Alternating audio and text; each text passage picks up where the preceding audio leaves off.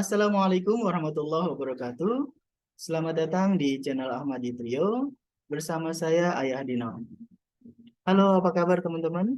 Semoga selalu dalam lindungan Allah dan dilimpahi kasih sayangnya. Amin. Kita berada di segmen baru, Ghazwul Fikri, atau Perang Pemikiran, Invasi Pemikiran. Segmen ini akan membahas beragam konsep, beragam gagasan, dari beragam orang, dari beragam zaman, untuk kita ambil pelajaran atau perbandingan. Ini adalah edisi perdana. Kita akan membahas satu buku yang menarik, yaitu Alam Pikiran Yunani, karya proklamator kita, Bapak Muhammad Hatta. Ini adalah sebuah pengantar. Buku ini sangat menarik, tidak hanya dari sisi konten, tapi juga dari konteksnya. Yuk kita mulai.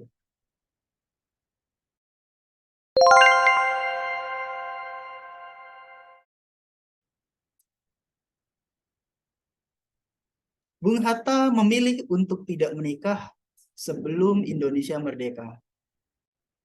Sebagai sahabat, Bung Karno turut andil dalam pernikahan Bung Hatta. Bung Karno lah yang datang kepada orang tua sang gadis untuk melamar atas nama Bung Hatta.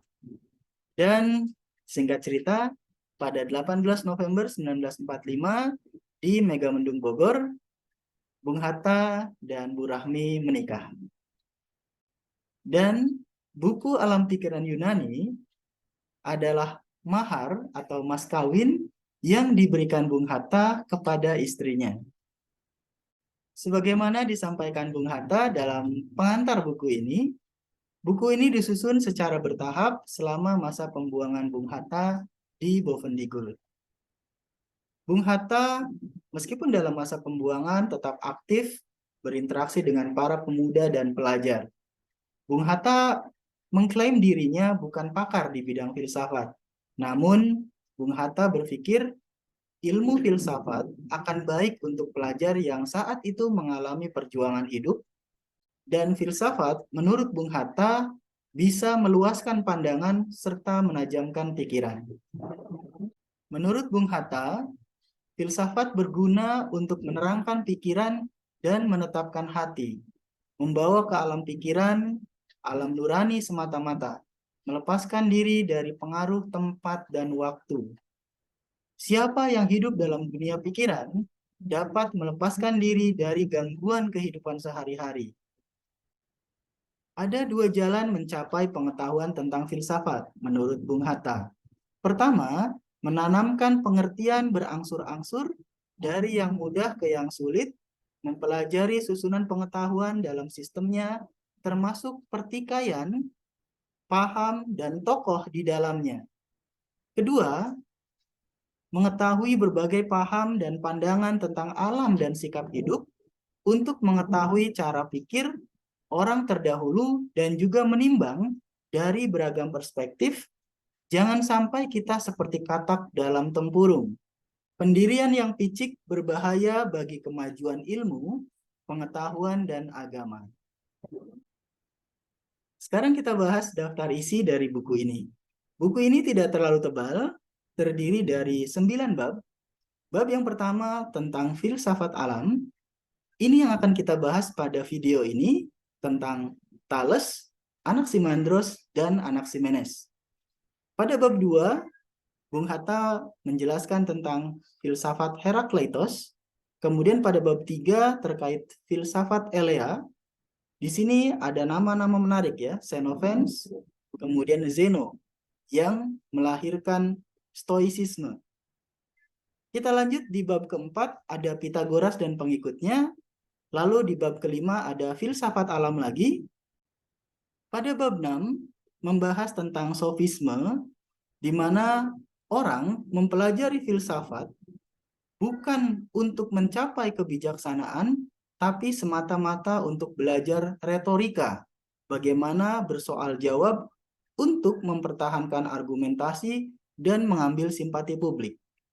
Kemudian pada bab 7 ada filsafat klasik, ini yang sangat kita kenal, ada Socrates, Plato, dan yang membukukan konsep-konsep sebelumnya, yaitu Aristoteles. Pada bab 8, Bung Hatta membahas tentang Helen Romana. Helen itu maksudnya Yunani, Romana itu maksudnya Romawi. Jadi, penggabungan pemikiran di masa Yunani dan Romawi dibagi menjadi dua kategori, masa etik dan masa religi. Masih ingat dengan teorema Pitagoras ya? Ya, Pitagoras itu bukan hanya ahli matematika, bukan hanya ahli filsafat. Pitagoras adalah guru mistik yang mengajarkan ilmunya kepada banyak orang dan memiliki cukup banyak pengikut. Dan di bab 9 adalah akhir kata atau penutup. Sekarang kita bahas tokoh filsafat alam. Yang pertama adalah Thales dari Miletos. Saya bacakan buat teman-teman. Thales. Seperti juga dengan pujangga-pujangga Greek yang lain itu, tarikh lahirnya tidak diketahui orang dengan pasti. Banyak orang menyebut masa hidupnya dari tahun 625 sampai 545 sebelum Masehi. Thales terbilang salah seorang daripada orang pandai yang 7, yang kesohor dalam cerita-cerita lama Yunani. Yang lain-lainnya itu bernama Solon, Bias, Pitakos, Cilon, Periandos, dan Kleobulos. Mereka kesohor karena petuahnya yang pendek-pendek sebagai kenal dirimu, segalanya berkira-kira, ingat akhirnya, tahan amarahmu, dan banyak lagi lainnya. Menurut ceritanya, Thales adalah seorang saudagar yang banyak berlayar ke negeri Mesir. Ia juga seorang ahli politik yang terkenal di Miletos. Dalam pada itu, masih ada kesempatan baginya untuk mempelajari ilmu matematik, ilmu pasti, dan astronomi, ilmu bintang. Ada cerita yang mengatakan bahwa Thales mempergunakan kepintarannya itu sebagai ahli nujum. Dengan jalan itu, ia menjadi kaya raya. Pada suatu waktu, dinujumkannya akan ada gerhana matahari pada bulan itu dan tahun itu. Nujumnya itu kena benar. Ialah gerhana matahari yang terjadi di tahun 585 sebelum Masehi. Hal itu menyatakan bahwa ia mengetahui ilmu matematik orang Babilonia yang sangat kesohor di waktu itu. Ada pula cerita yang mengatakan bahwa Thales sangat menyisihkan diri dari pergaulan biasa. Ia berpikir senantiasa dan pikirannya terikat kepada alam semesta. Pada suatu hari, Thales pergi berjalan-jalan. Matanya asyik memandang ke atas, melihat keindahan alam di langit. Dengan tiada setahunya, terjatuh ia masuk lubang. Seorang perempuan tua yang lalu, dekat itu, menertawakannya sambil berkata, "Hai Thales, jalan di langit engkau ketahui, tetapi jalanmu di atas bumi tidak kau ketahui." Sungguh pun Thales terbilang sebagai bapa filosof Yunani, sebab dialah filosof yang pertama. Ia tak pernah meninggalkan pelajaran yang dituliskannya sendiri. Filosofinya diajarkan dengan mulut saja, dan dikembangkan oleh murid-muridnya dari mulut ke mulut pula. Baru Aristoteles kemudian menuliskannya. Menurut keterangan Aristoteles, kesimpulan ajaran Thales ialah semuanya itu air. Air yang cair itu adalah pangkal, pokok, dan dasar, atau prinsip segala-galanya. Semua barang terjadi daripada air, dan semuanya kembali kepada air pula.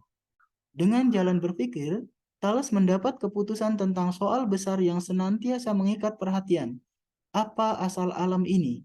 Apa yang menjadi sebab penghabisan daripada segala yang ada?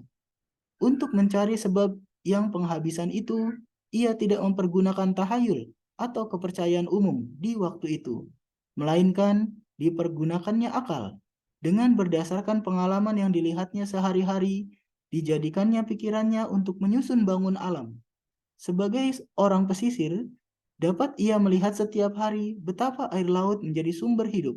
Dan di Mesir, dilihatnya dengan mata kepalanya betapa nasib rakyat di sana bergantung kepada air sungai Nil. Air sungai Nil itulah yang menyuburkan tanah sepanjang alirannya, sehingga dapat didiami oleh manusia. Jika tak ada sungai Nil itu yang melimpahkan airnya sewaktu-waktu ke darat, negeri Mesir kembali jadi padang pasir. Sebagai seorang saudagar, pelayar, Thales melihat pula kemegahan air laut yang menjadikan ia takjub. Sewaktu-waktu air laut itu menggulung dan menghanyutkan. Ia memusnahkan serta menghidupkan. Di sini dihidupkannya segala yang hidup, tetapi bibit dan buah kayu-kayuan yang ditumbangkannya itu dihanyutkan dan diantarkannya ke pantai tanah lain. Bibit dan buah itu tumbuh di sana dan menjadi tanaman hidup. Demikianlah laut menyebarkan bibit seluruh dunia yang menjadi dasar penghidupan. Semuanya itu terpikir oleh Thales. Air yang tidak berkeputusan itu dilihatnya dalam pelayaran, berpengaruh besar atas pikiran dan pandangan tentang alam. Semuanya itu air, katanya. Dalam perkataan itu tersimpul dengan disengaja atau tidak, suatu pandangan yang dalam, yaitu bahwa semuanya itu satu. Pada masa itu, selagi dunia penuh dengan tahayul dan kepercayaan yang ajaib-ajaib, buah pikiran yang mengatakan bahwa yang lahir itu tidak banyak melainkan satu, tidak dangkal maknanya. Pikirannya itu membuka mata tentang bangun alam dan menyingkapkan selimut yang selama ini menutupi kalbu manusia. Benar atau tidak pandangannya itu tidak menjadi dalil di sini. Yang dinyatakan cuma kelanjutan pikirannya yang memerdekakan akal daripada belenggu tahayul dan dongeng. Bagi Thales, air adalah sebab yang pertama dari segala yang ada dan yang jadi, tetapi juga akhir dari segala yang ada dan yang jadi. Itu di awal air, di ujung air. Air sebab yang penghabisan. Asal air, pulang ke air. Air yang satu itu adalah bingkai dan pula isi. Atau dengan perkataan filosofi, air adalah substrat, bingkai, dan substansi, isi, kedua-duanya. Dalam pandangan Thales, tak ada jurang yang memisahkan hidup dengan mati. Semuanya satu. Dan sebagai orang menurut masanya, ia percaya bahwa segala benda itu berjiwa. Benda itu bisa berubah rupanya, bisa bergerak, bisa timbul dan hilang. Semuanya itu atas kodratnya sendiri. Kepercayaan batin Thales masih animisme. Animisme ialah kepercayaan bahwa bukan saja barang yang hidup mempunyai jiwa, tetapi juga benda mati. Kepercayaannya ke sana dikuatkan oleh pengalaman pula. Besi berani dan batu api yang digosok sampai panas menarik barang yang dekat padanya. Ini dipandangnya sebagai mempunyai kodrat tanda berjiwa.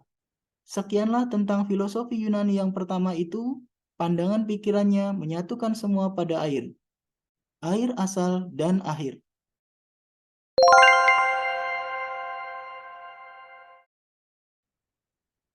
Berikutnya filosof yang kedua dari filsafat alam, yaitu Anaximandros. Saya bacakan lagi buat teman-teman. Anaximandros. Anaximandros adalah murid Thales. Masa hidupnya disebut orang dari tahun 610 sampai 547 sebelum Masehi. Ia 15 tahun lebih muda dari Thales, tetapi meninggal 2 tahun lebih dahulu. Sebagai filosof, ia lebih besar daripada gurunya. Ia juga ahli astronomi dan ahli ilmu bumi. Menurut pendapatnya, langit itu bulat seperti bola. Bumi terkandung di tengah-tengahnya. Bangunnya sebagai silinder, bulat panjang, dan datar pada atasnya. Anaximandros menuliskan buah pikirannya dengan keterangan yang jelas. Sebab itu, karangan-karangannya dipandang orang sebagai buku filosofi yang paling tua. Seperti juga dengan gurunya, Anaximandros mencari akan asal dari segalanya. Ia tidak menerima saja apa yang diajarkan oleh gurunya. Yang dapat diterima akalnya ialah bahwa yang asal itu satu, tidak banyak, tetapi yang satu itu bukan air. Menurut pendapatnya, barang asal itu tidak berhingga dan tidak berkeputusan.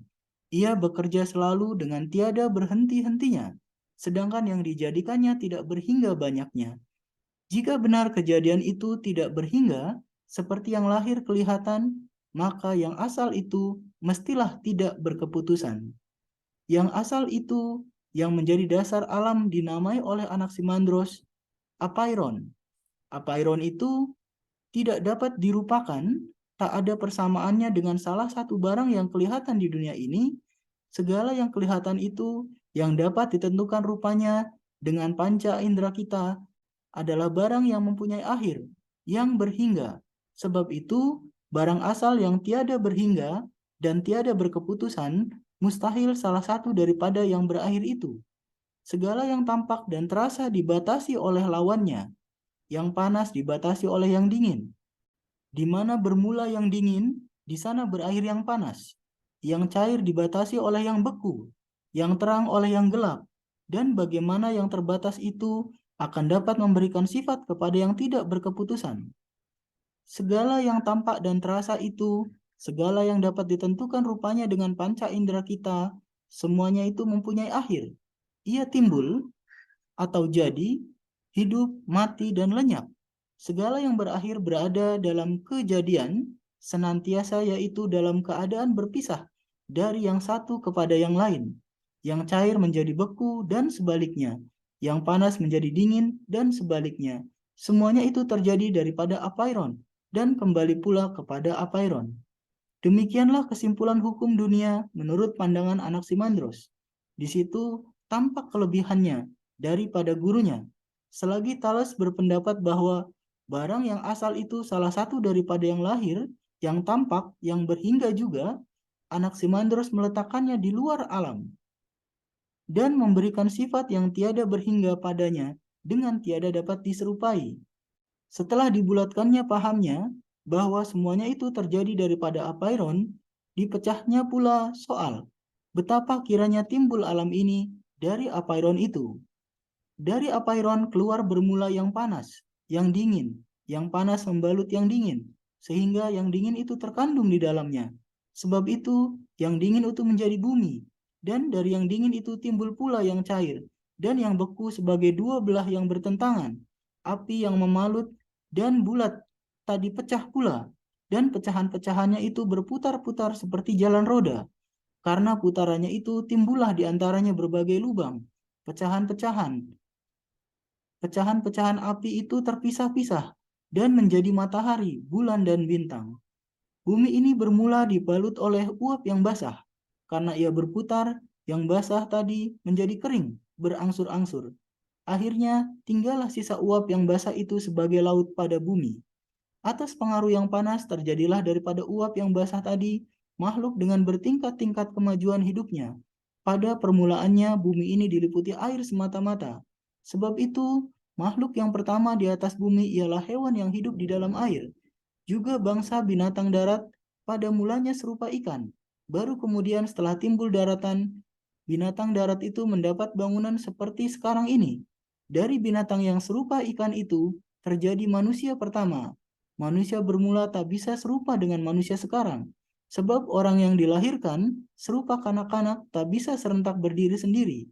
Ia perlu akan asuhan orang lain lebih dahulu, bertahun-tahun lamanya. Makhluk seperti itu tidak bisa hidup pada permulaan penghidupan di atas dunia ini. Pada penghidupan bermula itu, satu-satunya mesti tahu menolong dirinya sendiri dengan segera, sejak dari lahirnya. Yang sanggup berbuat begitu ialah binatang yang berupa ikan. Anaximandros menganggap jiwa yang menjadi dasar hidup itu serupa dengan udara.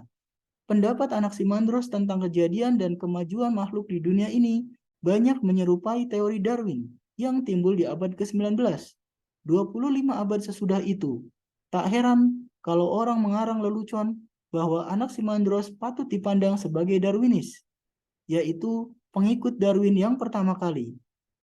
Dipandang dari jurusan ilmu sekarang, banyak yang janggal tampak pada keterangan Anaximandros tentang kejadian alam. Tetapi, ditilik dari jurusan masanya, di mana segala keterangan berdasar kepada tahayul dan cerita yang ganjil-ganjil, pendapatnya itu adalah suatu buah pikiran yang sangat lanjut. Itu saja cukuplah untuk memandang dia sebagai ahli pikir yang jenial. Tetapi, yang jadi perhatian benar bagi orang kemudian ialah caranya menguraikan buah pikirannya. Ia mencari keterangan dengan metode berpikir yang teratur. Masalah yang banyak seluk-beluknya ditinjau dari satu jurusan atau pokok yang mudah. Demikian juga cara ilmu sekarang bekerja, sekalipun dengan alat pikiran yang lebih sempurna.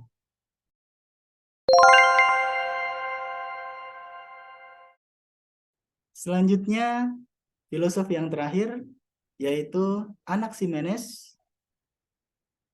Saya bacakan lagi buat teman-teman. Anaximenes. Anaximenes hidup dari tahun 585 sampai 528 sebelum Masehi. Dia itu guru yang penghabisan daripada filosofi alam yang kembang di Miletos. Akhir kemajuan filosofi itu tidak lama sesudah ia meninggal.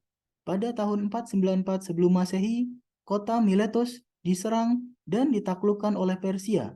Karena itu, banyak ahli-ahli pikir lari dari situ. Dengan kepergian mereka itu, lenyaplah kebesaran Miletos sebagai pusat pengajaran filosofi alam. Anaximenes adalah murid Anaximandros. Sebab itu, tak heran kalau pandangannya tentang kejadian alam ini sama dasarnya dengan pandangan gurunya. Juga ia mengajarkan bahwa barang yang asal itu satu dan tidak berhingga. Cuma, ia tak dapat menerima ajaran Anaximandros bahwa barang yang asal itu tak ada persamaannya dengan barang yang lahir dan tak dapat dirupakan. Baginya, yang asal itu mestilah satu daripada yang ada dan yang tampak. Barang yang asal itu ialah udara. Udara itulah yang satu dan tidak berhingga. Dalam pandangan tentang asal, Anaximenes turun kembali ke tingkat yang sama dengan Thales. Kedua-duanya berpendapat yang asal itu mestilah salah satu daripada yang ada dan yang kelihatan. Thales mengatakan air asal dan kesudahan dari segala-galanya. Anaximenes mengatakan udara. Udara yang memalut dunia ini menjadi sebab segala yang hidup. Jika tak ada udara, tak ada yang hidup. Pikirannya ke sana barangkali terpengaruh oleh ajaran Anaximandros bahwa jiwa itu serupa dengan udara. Sebagai kesimpulan, ajarannya disebutnya sebagaimana jiwa kita yang tidak lain daripada udara menyatukan tubuh kita. Demikian pula udara mengikat dunia ini jadi satu. Di sini buat pertama kali pengertian jiwa masuk ke dalam pandangan filosofi. Hanya Anaximenes tidak melanjutkan pikirannya kepada soal penghidupan jiwa. Soal ini terletak di luar garis filosofi alam yang mencari sebab penghabisan daripada alam ini. Soal jiwa yang mengenai alam kecil, perasaan manusia yang hidup dalam pergaulan, baru kemudian jadi masalah yang penting bagi filosofi. Baru Aristoteles memulai mengupasnya. Dengan itu dihidupkannya cabang ilmu baru yang kemudian diberi nama psikologi. Anaximenes yang mencari asal alam belum memperhatikan benar soal jiwa dalam penghidupan masyarakat. Kepentingan jiwa itu tampak olehnya dalam perhubungan alam besar saja. Jiwa itu menyusun tubuh manusia jadi satu dan menjaga supaya tubuh itu jangan gugur dan bercerai-berai. Kalau jiwa itu keluar dari badan, matilah badan itu, dan bagian-bagiannya mulai bercerai-berai. Juga alam besar itu ada karena udara. Udaralah yang jadi dasar hidupnya. Kalau tak ada udara, gugurlah semuanya itu. Makrokosmos atau alam dan mikrokosmos atau manusia pada dasarnya satu rupa. Menurut pendapat Anaximenes, udara itu benda, materi. Tetapi sungguh pun dasar hidup dipandangnya sebagai benda, ia membedakan juga yang hidup dengan yang mati. Badan mati karena menghembuskan jiwa itu keluar. Yang mati tidak berjiwa. Dalam hal ini berbeda pendiriannya dengan Thales, yang menyangka bahwa benda mati juga berjiwa. Anaximenes terlepas dari pandangan animisme. Anaximenes mengemukakan suatu soal baru yang belum didapat pada Thales dan Anaximandros. Ketiga-tiganya berpendapat bahwa ada yang asal yang menjadi pokok segalanya. Tetapi Anaximenes maju selangkah lagi dengan bertanya, gerakan apakah yang menjadi sebab terjadinya alam, yang lahir, yang banyak ragam dan macam itu, daripada barang asal yang satu itu? Sebagai ahli ilmu alam, Anaximenes mencari jawabnya dengan memperhatikan pengalaman. Semuanya terjadi dari udara. Kalau udara diam saja, sudah tentu tidak terjadi yang lahir itu, dengan berbagai macam dan ragam. Sebab itu, gerak udaralah yang menjadi sebab jadinya. Udara bisa jarang dan padat. Kalau udara menjadi jarang, terjadilah api. Kalau udara berkumpul menjadi rapat, terjadilah angin dan awan. Bertambah padat sedikit lagi turun hujan dan awan itu. Dari air terjadi tanah, dan tanah yang sangat padat menjadi batu. Di sini caranya mengupas soal menunjukkan derajat pikirannya yang lebih tinggi. Tetapi dalam pahamnya tentang bangun alam, ia terbelakang dari Anaximandros. Menurut pendapatnya, Dunia ini datar seperti meja bundar dan di bawahnya ditopang oleh udara. Udara yang mengangkatnya itu tidak punya ruang buat bergerak dan tersebar, sebab itu tetap duduknya. Dan oleh karena itu, bumi ini tetap pada tempatnya.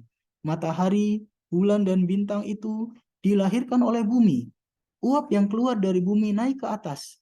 Di atas ini jadi jarang, dan sebab itu menjadi api. Api itu menyala menjadi matahari, bulan, dan bintang. Tetapi di antara bintang-bintang itu ada juga yang semacam bumi atau tanah. Bintang-bintang beredar, tetapi tidak mengelilingi bumi dari atas ke bawah dan kembali ke atas lagi, melainkan berkeliling di atas bumi, seperti topi berputar di atas kepala. Hilang timbul bintang itu tersebab karena jauh dan dekat edarannya. Kalau ia tidak kelihatan, itu tanda ia jauh dari kita. Kembali pada tempat permulaan peredarannya. Sekian tentang Anaximenes, filosofi alam yang penghabisan dari golongan Miletus. Sebagai yang diajarkan oleh Anaximenes itu, filosof alam itu kembang ke seluruh dunia Greek dan perantauannya. Filosof-filosof yang datang kemudian banyak sedikitnya mengetahui pandangan alam orang Miletus itu.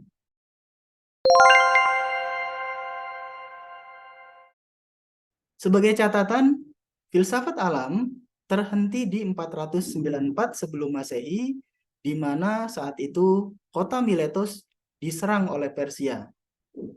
Dan sebagai catatan, Miletus bukan berada di daratan Yunani, tapi berada di Asia Minor atau Asia Kecil.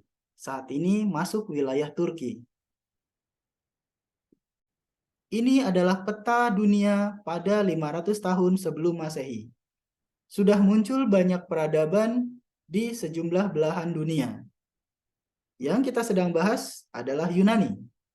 Tapi ribuan tahun sebelumnya sudah lahir sebuah bangsa yang mengenal baca tulis, yaitu bangsa Mesopotamia. Jika definisi sejarah adalah masa di mana satu bangsa mengenal baca dan tulis, maka pada era ini wilayah Indonesia masih masuk masa prasejarah. Sebagai penutup, saya ingin menyampaikan makalah dari Imam Syafi'i. Man arada dunya fa'alaihi bil ilmi, wa man arada al-akhirata fa'alaihi bil ilmi. Poin saya adalah, ilmu itu penting. Jadi, pelajarilah ilmu pengetahuan. Dunia itu penting. Jadi, carilah rizkimu di dunia. Tapi, tentu saja, akhirat jauh lebih penting dan lebih kekal. Ingat, ilmu itu alat, bukan tujuan. Jangan sampai alat melalaikan kita dari tujuan. Semoga bermanfaat. Mohon maaf dan terima kasih. Wassalamualaikum warahmatullahi wabarakatuh.